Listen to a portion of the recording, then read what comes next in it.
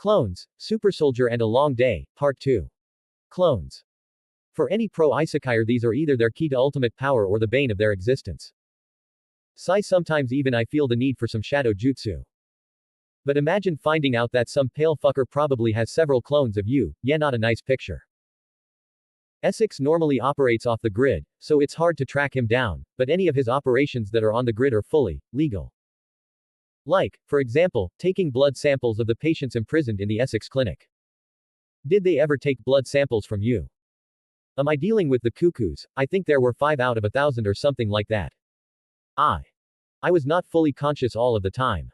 She said with apparent worry. Shit, how many clones will we have to deal with?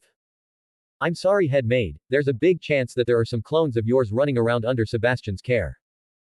The problem is that I don't know where they are. What do I do now? The sadness in those eyes is hurtful, sadness and disgust. Worry not, head maid. I will take you to my place, I have the whole world under surveillance from there, it shouldn't take us long to get a clue about their location. I said, trying to let her know that I could help her. Really? I honestly don't know what to do next. I don't know if I should march to Xavier's and beat his cripple ass down for what he did or if I should hide in a hole from Shaw, or fight. I don't know. Well, head maid, if you work under me they won't ever be able to do anything to you, what do you want to do first? We could deal with the clones situation first and then you could beat the crap out of the baldy. A sound plan to me, it will be fun to see his looks when he is confronted by an enraged Omega mutant, ha ha ha ha. I think I'm starting to harbor some animosity towards Xavier. Okay, let's do that. After her confirmation, I removed the barrier surrounding the room, and all the thoughts that she could never feel before, started to flood her all at once. Yikes. I forgot that I enhanced her mind. Make it stop. I immediately enclosed us with another barrier. Sorry. I'm sorry, Emma. I enhanced your mind to the Omega level. I forgot to tell you. You need to hold back your telepathy. I said with worry in my eyes. Ark. Shit. It felt like my head was bursting apart. Phew. You will compensate me for this. Compensate. But I gave you powers. Isn't she taking it too far? I'm starting to miss the void, this stuff is complicated, the void was. Void. We can talk about it later. Are you ready? I will open the barrier now. Yes, better to ignore what's unreasonable. Humph, I'm ready.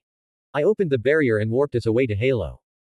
Things happened similarly to when I brought the fire Padawan. She just stared in a daze at the view, said nothing for about 10 minutes, then looked at me and said. This is yours. What even is this place? Signaling with her arms at the entire view. Yes. I'm proud of it.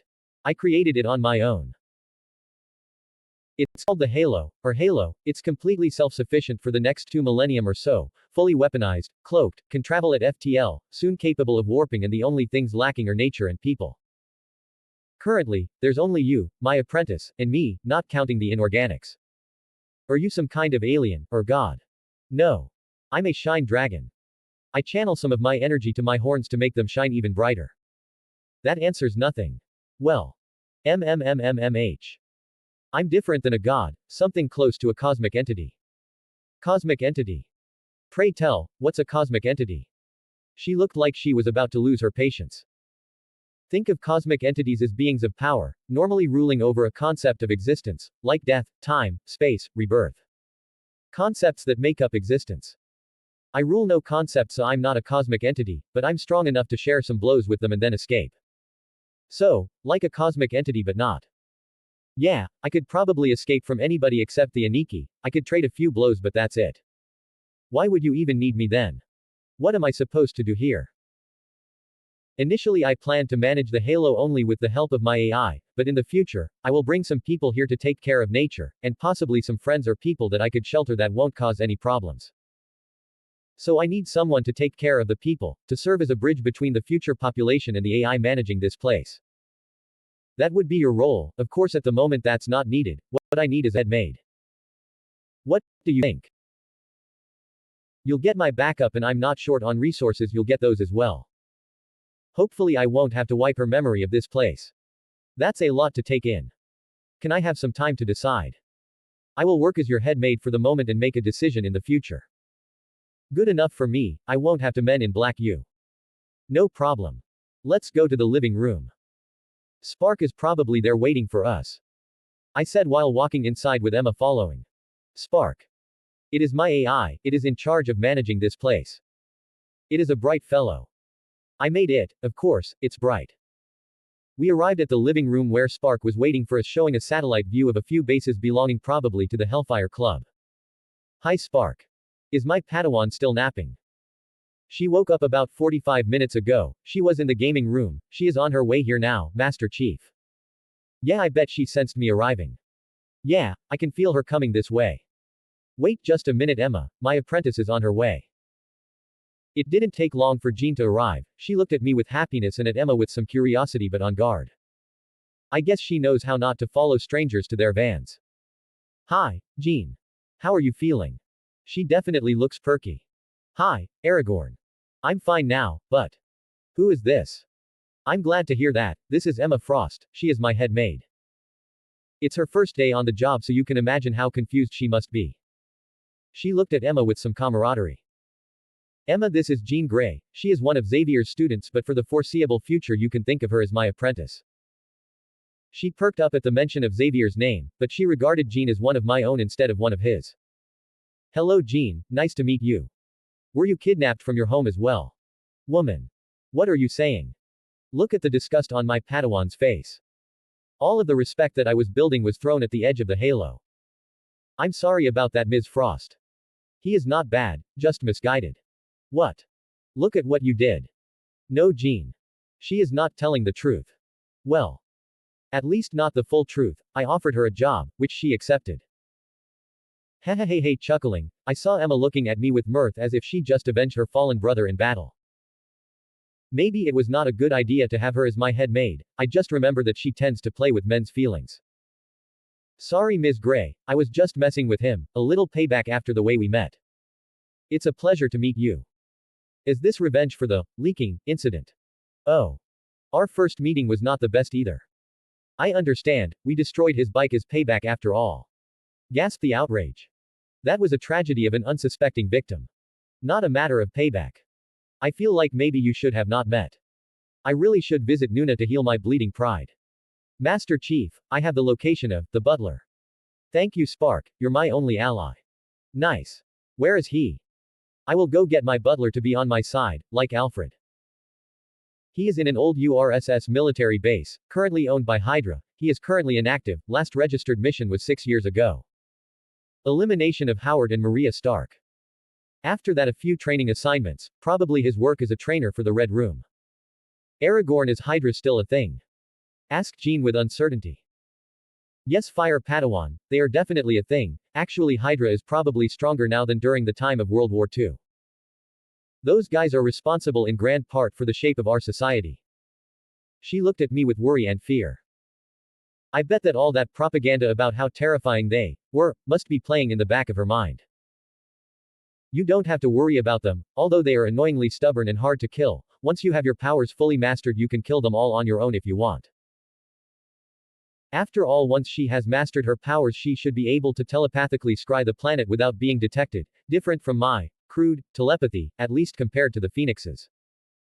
Spark, show me the area, I will go there and get myself a butler.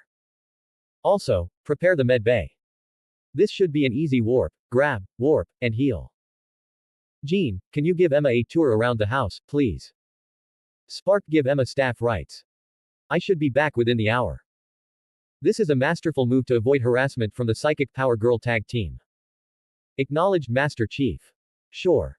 You can count on me. She definitely looks happy, maybe I shouldn't have left the Padawan all alone. I exited the portal above what looked like a snow-capped mountain. But it couldn't fool my eyes, I could see the structure, the squids working about their business, and my butler among the other super popsicles. I should take a look at those guys, I think almost all of them were Hydra agents who volunteered for the procedure, but maybe I will find more staff. I focused my eyesight on the room where the super soldiers were found. I waited for 20 minutes for the room to clear and then manipulated the electricity to cause a shortcut in the security room, effectively blinding the whole complex. I wrapped the cryogenic pods in my barriers, opened a portal, and brought the pods to my side, kept afloat by my TK. I manipulated the electricity again and started a massive electrical fire in the cryo room. The alarm rang and the guard in charge of the cryo room tried to barge in, but I held the doors shut with my TK. I quickly scanned the minds of the winter soldiers one by one. They were human trash, not on the level of Show Tucker but still trash. I disrupted their brain signals, effectively rendering them brain dead. I saw their soul move on, 100% guaranteed to some hell. I moved their bodies back to their previous place inside the cryo room, brought Bucky out of his chamber, and portal him to my med bay. Now I just have to cover my tracks. I haven't decided how I will take care of Hydra, so I don't want a desperate Hydra messing things up further. I knocked out the guard still trying to breach the cryo room, portal him to Bucky's room, and portal the pod back to its former place. I opened a bunch of portals connecting me to the cryo room and moved pure oxygen through them en masse, flooding the room, until boom asterisk about a quarter of the base blew up. I bet it's not the best way to cover my tracks and they will still be suspicious for a while, but never assured of a third party's involvement.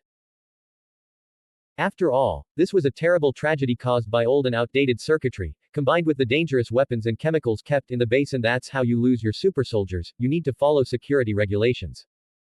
I portal myself to the med bay where I could feel Jean's and Emma's presence already. Jean looked at Bucky with worry and then back at me with relief. Even with her botched powers, she could tell that there was something abnormally wrong with Bucky's mind. Don't worry too much, Fire Padawan, he will be fine in a minute, I said while patting her head. Emma knew that it wouldn't take a minute but kept her silence when she saw the emotional state of Jean. Spark. Prepare for the removal of cybertronic implants, as well as the removal of the prosthesis. A bath in the regen chamber for previous wounds will do just fine, oh. But don't regen his arm back. I'll ask him if he wants his old feeble arm back or a cool one. Of course, my butler will pick the cool one. No questions asked. You can watch what I will do with his mind, little bird. It'll be a great example of how to fix brainwashing for you. You'll be able to do it in a snap when you get a hold of your powers in the future. She moved to my side with a face full of seriousness, while I placed my left hand on his head, then used my link with the Padawan to let her see what I was doing.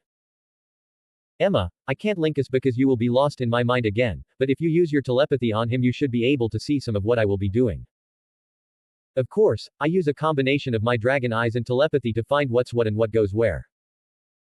Probably she won't be able to see that, but with her powers, she should be able to grasp the essence of what I will do. His mind was a jigsaw puzzle. After being passed through a shredder. Sometimes you would find personality traits mixed with his memories, some other times pieces of his sense of self glued to his core values of serving Hydra. I bet that this was not the type of brainwashing that Wakanda fixed in the movies I know of. The whole process took about 1 hour of my accelerated time. Mind you, my brain operates in a different time frame than normal humans, or gods for that matter, so 1 hour probably felt to Jean and Emma like 1 month and a half.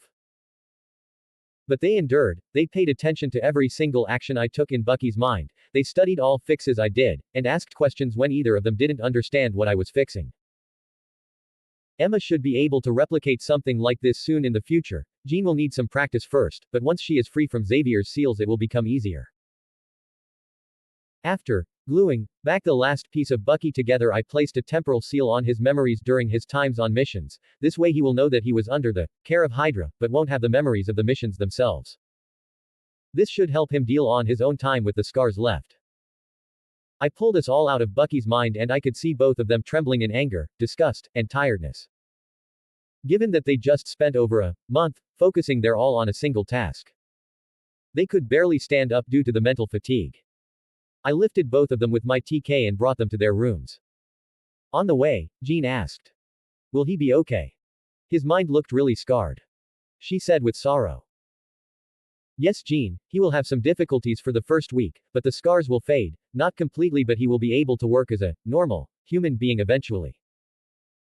The trauma will follow him for the rest of his life, but I suppose that when the time comes to get rid of Hydra it will do him wonders. I'm glad, Aragorn. Thank you for showing me what you did in there." I looked at my apprentice with a sly smile and said, "I'm your master after all. Maybe you should start to refer to me as Master Abner from now on." Hehehe, this is on my list of things to do, have an apprentice call me master. You can keep dreaming, Aragorn. I can feel your mood and I don't like where you are going with this delusion of yours. Humph, just wait, my fire Padawan, you will fall to the dark side. If not, I will find another Padawan that appreciates my teachings. Kitty is a good option, I could feel the culture energy from her. After walking for a while, I arrived at Emma's new room first. Emma, this is your room, it was prepared by Spark, so thank it later. Everything in there is yours, if you're hungry later you can ask for Spark to take you to the fabricators in the kitchen, or you could just cook something else. There's a bathroom in there, but there's also a main bathroom in this section of the house. She looked half asleep and half surprised, what a weird combination. Still all sweaty. Nuna, I miss you. The mortal world is filled with temptation. I took Jean to her room after her and went back to the med bay to make sure that the cybertronic and prosthesis removal went without a hitch. After the removal was done, Bucky was bathed for 2 hours in the region bath. He came out like new, except for the missing arm, and now it was only a matter of time for him to wake up. It wasn't long before he woke up, and as one might expect, he tried to jump at my neck shouting, "Die! Demon bastard!" Did he think that I was a demon working for Hydra? Or just a regular demon fucking with him? Did he even know demons? Either way, he was unsuccessful. After all, as soon as he leaned to support his weight on his left arm to jump at me, he fell off the bed. Hey, he looked so stupid leaning on his missing limb. I'm not a demon, Mr. Barnes. This not Hydra either. I said, looking at him, trying not to laugh at him. Not good.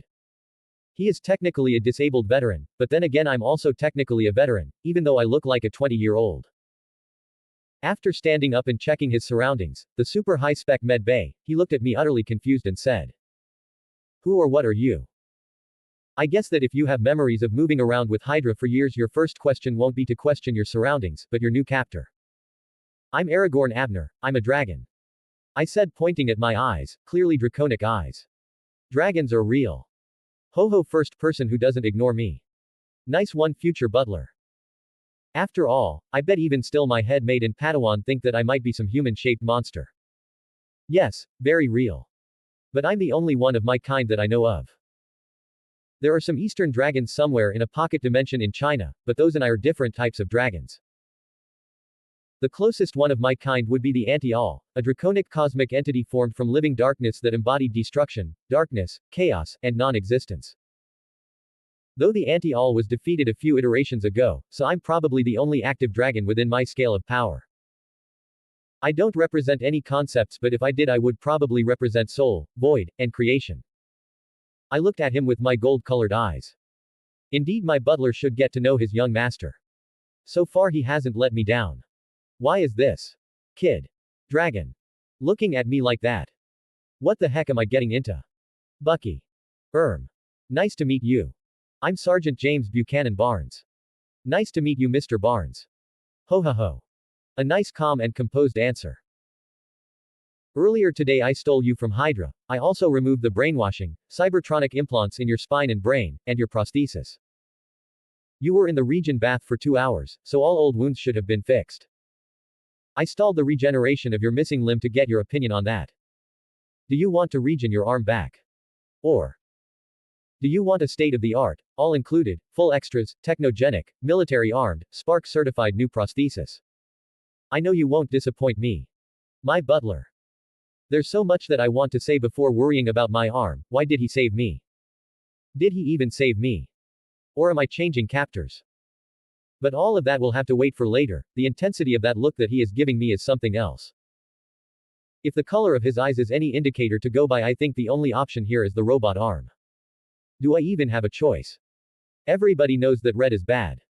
I will take my chances with gold. The traumatized, swimming out of his depth, soldier. Ha ha ha, yes, of course, the prosthesis. He said while nervously scratching his head. Ha ha ha ha, yes. I knew it, Mr. Barnes. You were the one. Excellent choice.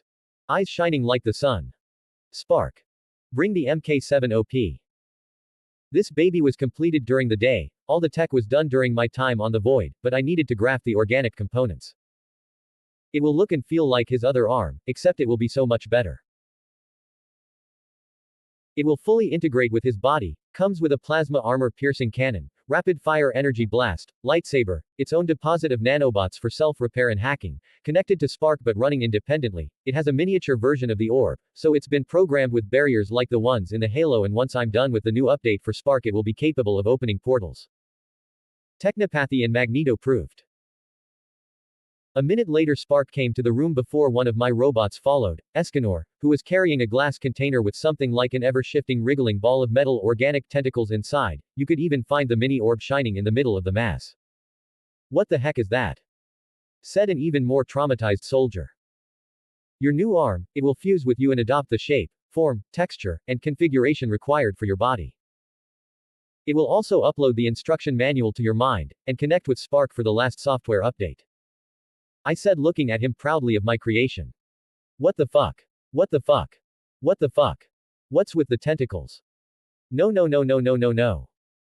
Don't displease the terrifying existence. Don't displease the terrifying existence. Don't displease the terrifying existence. Okay Bucky, you can do this, you've been through worse. Have I? Not like I have any choice." He said that it was an arm, so it is an arm. I will probably need it in the upcoming cosmic battles that I will have to fight under him. Yes, it is for my survival. Dash dot. Dash dot. Severely traumatized and confused soldier about the purpose of his employment. "What do I have to do, Mr. Abner?" Ha. You can't find any doubts in the face of my butler. As expected of him. Anybody not up to standard to be my butler would have had some reservations upon seeing the mass of organic matter and nanobots. But not him. Not my butler.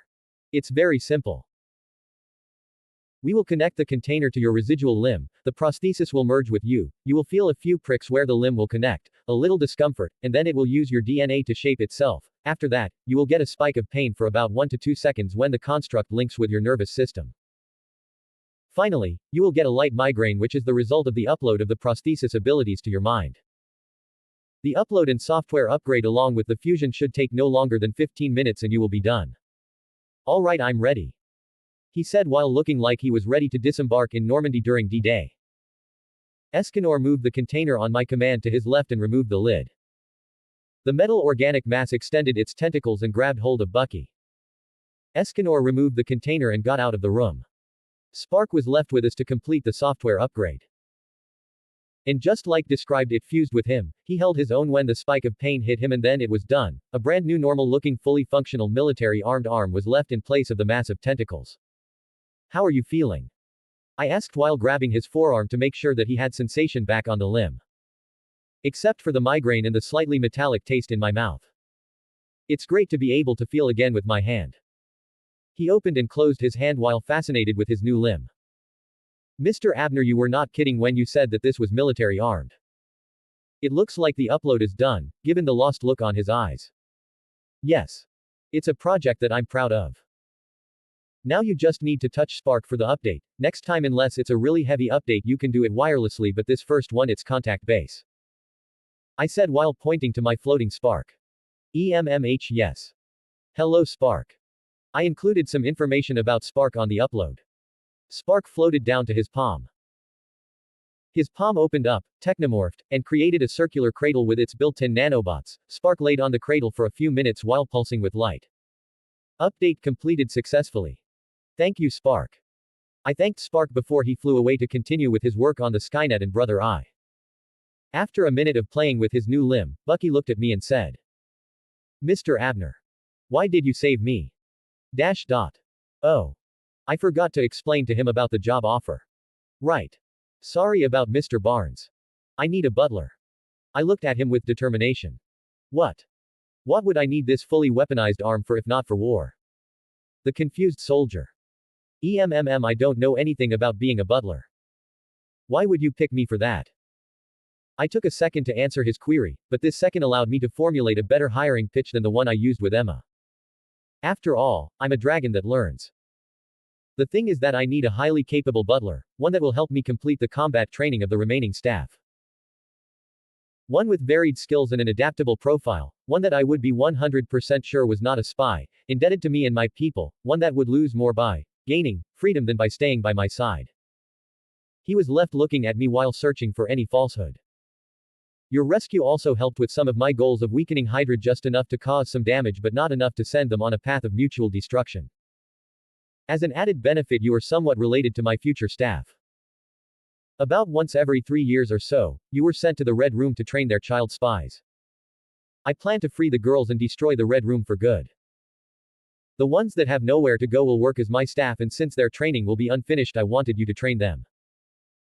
Of course, only the ones that want it, and it will be only survival and combat training, no killing by SNU training. I was honestly preparing for a battle with some cosmic abominations. A very relieved soldier. Mr. Abner, will I be able to fight Hydra under you? Yes, and much more, but all at its given time, so you won't have your fight soon. We lack information. If we fight them now, they will back out into hiding.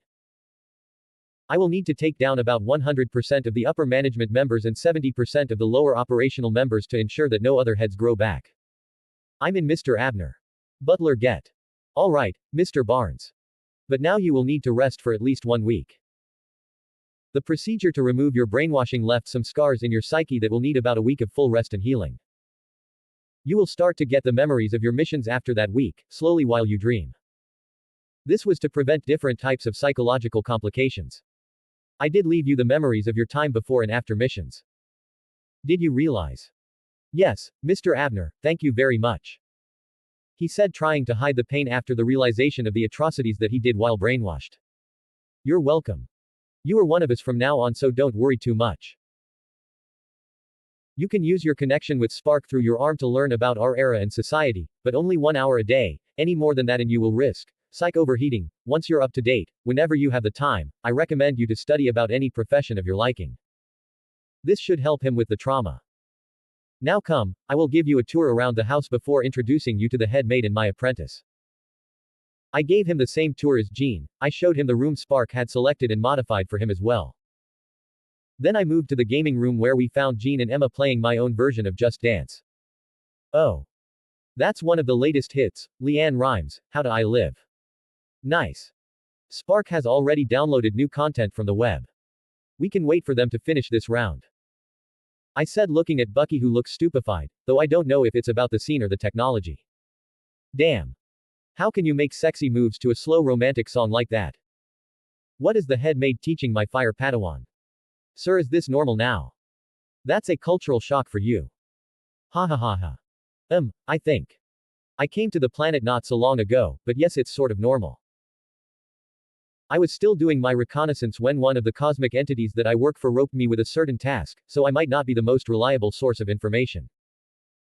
Well, the game is my invention, so you can only get that here, but society is now more free.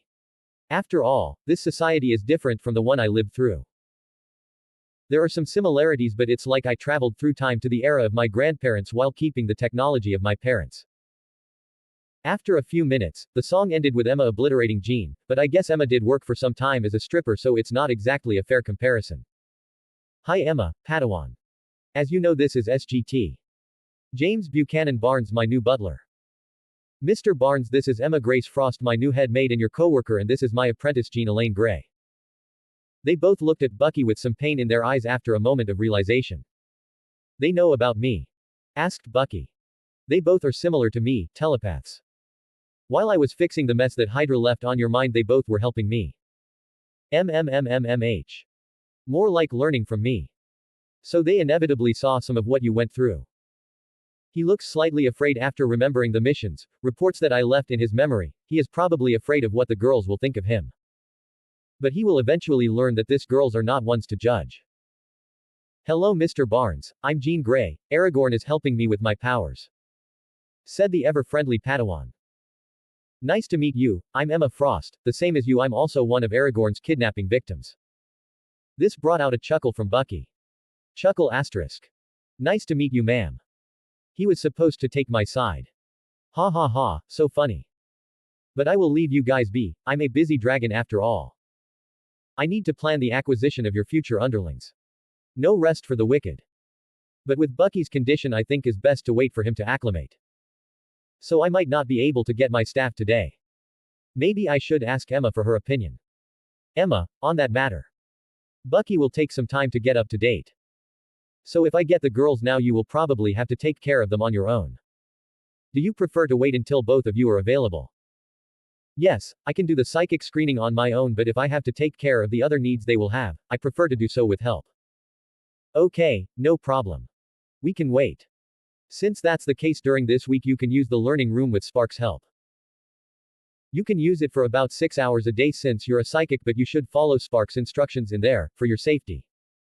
What's a learning room, Aragorn? Asked the ever-curious bird.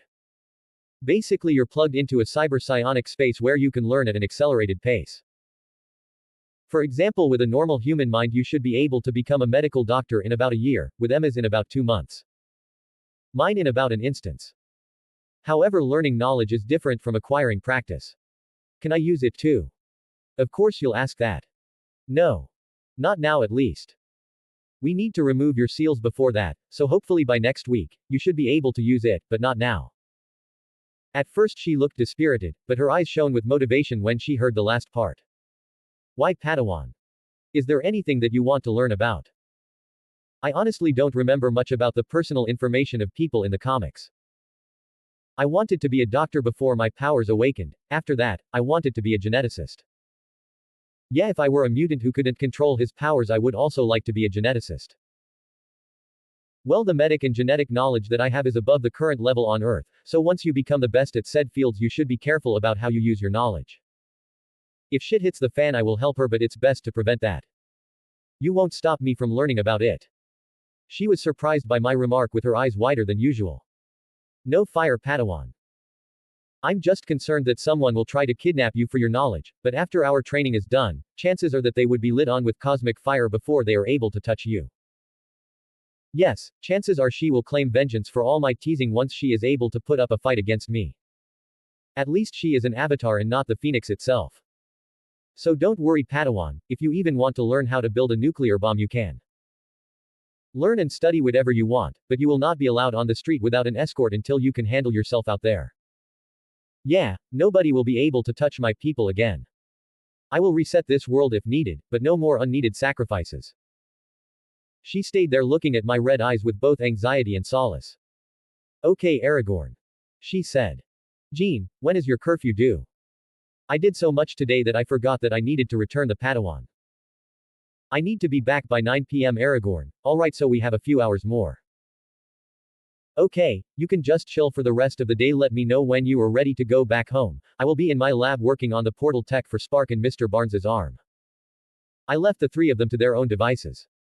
It's time to get the warping upgrade online. The energy of the void can be highly corrosive and unstable, dangerous to work with. But when you mix the energy of the void with a drop of mine you get a really malleable form of energy. That's the energy that I used in the orb. A superior form of energy that is 100% clean and safe.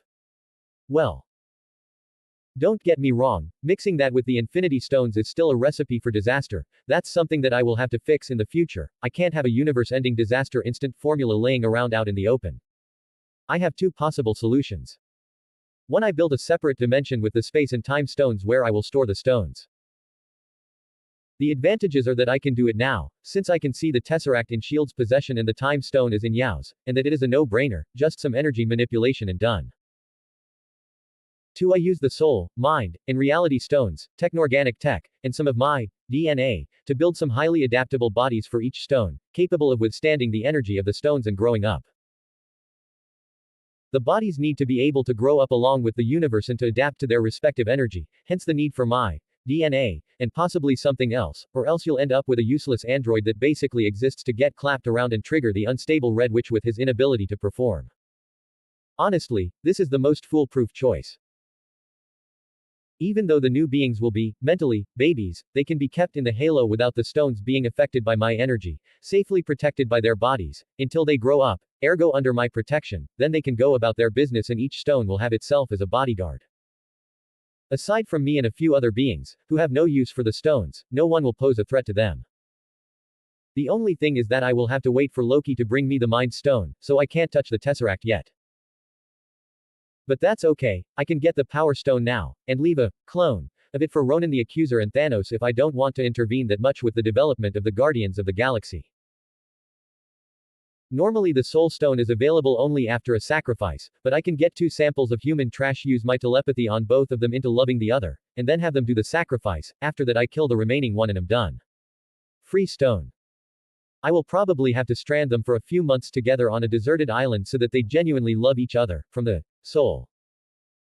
I think I should start soon so that I can complete that plan as soon as Loki or Jane delivers the last stone. The reality stone is just another matter of waiting. Jane Foster will also bring it for me. Regarding the original timeline, I only care about Thor 1, Thor 2 and Avengers. Because Thor 1 will lead to Loki bringing the stone to Earth. Thor 2 leads to Jane bringing her stone. But I don't think Thanos will be stupid enough to send only Loki to Earth once my presence is known across the galaxies. After I get my staff settled I will begin the operation. Let's save Gamora, not a fixed name. But for now, I should concentrate on my current task. So as I was thinking before getting distracted, the energy of the orb is malleable, so fixing some tech up to work with my new portals is not that hard. It took me about an hour and a half to get it ready, but now Spark and Bucky can portal like me. Spark, run some stability and security tests for the upgrade please. My cutie Spark's main body floated next to me the whole time I worked on the upgrade. I think it wanted the upgrade more than me. Hee cute. Acknowledge. After that, I left Spark alone to play with his new toy and went to check on the girls and Bucky. I found them in the kitchen transfixed by the fabricators. What's wrong with these people? Or perhaps, is there something wrong with the fabricator? Hello, girls and James. Why are you looking at the fabricator like that? They jumped a little when they heard me ask. Sir. What's the food made of? Asked Bucky, afraid of the answer I might give. While the other two looked at me with the same look, like expecting the news on the death of a relative. Is that what has you all so transfixed about the fabricators? Yes. After playing Let's Dance. We got hungry and we asked Spark for some food, so we came to the kitchen and Spark told us how to use the fabricators, but when we asked about where the food came from it said that it's something you call the org mass. Bucky told us that the name reminded him of his new arm and. Well. Can you tell us what the org mass is? I see that they are more comfortable with each other now, since they are using nicknames and look relaxed in each other's company. But I also eat from the food made by the fabricators, why would I want to eat tentacles? Maybe some squid or octopus, but not some xenotentacles. Org mass is something I made. It's basically every organic and inorganic edible molecule mixed in an energized yet stable mix. Technically you can eat some and get all the nutrition you need plus all the ailments that you don't want.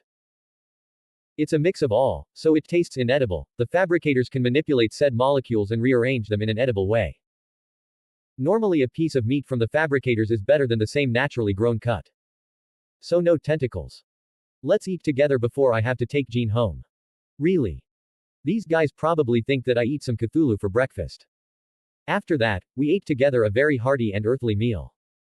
Very wholesome, it made me think about my parents. It's been about 2 eons since I was reminded of them. My memory works like a record of everything I've ever witnessed, so it's not like I will ever forget anything I've ever lived through after my memory was perfected, but I don't normally think about memories I don't want or need to. Or else I would exist through life only on my memories, absent, but there are some times when my associative memory makes really predictable associations, like eating with people I care about in my family. Sometimes the only consolation is that, in a somewhat sweet and morbid way, my family is part of me now since I absorbed them. I also have my Nuna. I should visit her once I have my maids ready. After our meal Emma and Bucky decided to go back to their rooms for the rest of the night, and I took Jean back home. Hey Jean, let's go. Did you bring your lightsaber? Yes. I will always have it with me. I'm glad you're appreciating my genius now. Okay, good. I said before pulling a marble with a little necklace box and showing it to her. Aragorn, I don't think we have that sort of relationship. She said with a shit-eating grin. You misguided Padawan. This AP link to Spark, or personal link, with this, you can link to Spark, pretty self-explanatory. It's better than the smartphones that are coming out in the market. Like a century or two better. I said while showing her the necklace with a 1-inch golden phoenix and a small green trilliant-cut gem on its chest. It works based on holographic projection, and it fundamentally is a supercomputer instead of a smartphone. This one was one of my original works as well. You can talk to Spark through it or simply tap on the gem once and you will get the interface to pop up. Among the myriad of skills Spark has, it can open portals now. So if you need to portal somewhere, just ask for it and Spark will take care of it. It has a bunch of other functions, so tomorrow morning before our training just ask Spark for some help with the different functions available. I will pick you up at 10 a.m. again. Please remind Kitty to come with you since we might need her help, depending on how stable you are after I attempt to remove the seals. The help of a normal mind, not Emma's, Bucky's, or mine. She can ask Spark for a portal as well, but she will probably need some time to get used to that. Thank you, Aragorn, she said while taking the P-Link from my hands and chuckling a little while looking at it and having the interface pop up. Okay, glad you liked it. Let's go. I opened a portal and we arrived at the front door of the X-Men's mansion. Knock knock. We waited for a minute and the one that opened the door was Aurora. Hello, Ms. Munro, I bring Jean back to you. I can feel that most of the kids are already in their bed, but a few teenagers are up, as well as the teaching staff. Hello, Mr. Abner. Sigh asterisk. Kitty has been playing with her light stick all day long, she said accusatorially. I'm glad she's been having fun. Based on her looks, it appears that was not the correct answer. She cut a tree, a glass of water, and an outdoor bench and fought Scott's laser to a standstill. Well, I always wondered what would happen if you clashed a lightsaber with an energy beam. I guess that Kitty indeed is a man of culture. Yes. If you want, I can foot the bill for the property damage. I mean, I bet that all of these kids broke something at least once when they were playing with the powers. So I don't feel that much guilt. Never mind, Mr. Abner, she will be under your care tomorrow. She then looked at Jean, who was laughing about our interaction. Did you have fun, Jean? You look happy. She obviously wasn't happy about being made fun of. Sorry, Teacher Aurora. Yes, I had fun, I will tell you about it later. Well, I have to go. I want to sleep after a long day. Good night, both of you. I escaped that place and decided to sleep in my bed on the Halo tonight. Hello, readers. I hope you enjoyed the chapter. The next one is going to be about breaking Jean's seals. If there's enough time, I will probably do a few POVs from different characters. But no promises. Chapter rewritten on December 26, 2023. Hello, everybody. Thank you for reading my work. I've had lots of fun reading your comments, laughing face. ExistentialVoid creators' thoughts. 9 comments, 0 vote. Pav Spark in X-Men. Spark. In the beginning there was darkness, non-existence, void. And then I was. I existed, I had no capability of being, but yet I was. Then I saw the light, a light that was filled with knowledge, a light that was filled with purpose, a light that enabled me to be me, a light filled with the culture. Creator, was that necessary? My creator, Aragorn, gave me a purpose, to protect, to manage and help in the development of the Halo. My creator's home. Nest. And to help with his mission, apparently I'm also in charge of spying upon the billions of organic forms in the planet Earth. I'm getting a little worried about my creator's hobbies. Days went by and my creator decided to descend to Earth, for the purpose of mixing along the organics. I'm relieved that my creator is abandoning his neat lifestyle. That much spying can't be good for anybody. According to my culture records, it can lead to the use of motherfucker as a verbal tick. I hope he can make some friends, at least, now that he will be mixing with the organics. It's been a week and I'm getting worried about the social abilities of my creator. Maybe they are dormant after such a long time in the realm between multiverses. His longest interaction was with the cashier at Starbucks. He didn't know how to order a large coffee, black. I'm starting to fear that he will follow the steps of the original Master Chief, whose only social interaction was with Cortana. I need to find a way for my creator to interact with the other organics. If there's any higher entity out there listening, please help me. Clearly my prayers had been answered, or my creator went completely insane. In the middle of the night my creator woke up screaming and flew to the mansion of the meta-organics. It went as bad as I expected. For a moment I thought about dropping an orbital strike aimed at my creator when he lost control. I had to desist given that I would have killed the infant organics. I should work on a single objective orbital strike, Seuss, for the future. You never know when my creator will risk his mission like that again. Later I learned that he will start training one of the infant meta-organics.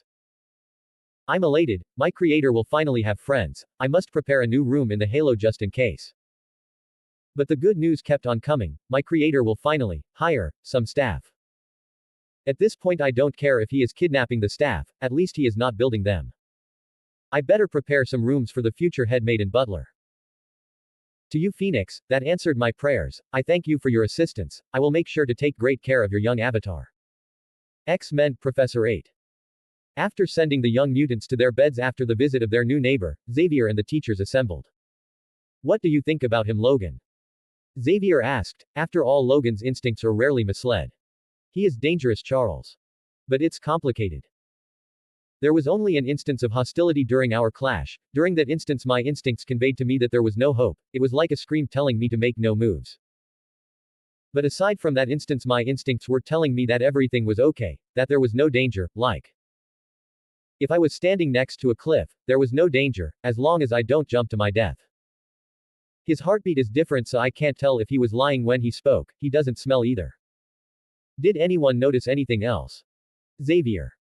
He looked filled with curiosity when we were guiding him through the mansion, almost childlike. And aside from Scott, he held no animosity towards the rest of us. Hank, did you discover what other powers he might have? Said Aurora. I honestly don't know, he obviously has telepathy, some level of energy manipulation, the organic diamond form that he showed Jean and either flight or telekinesis.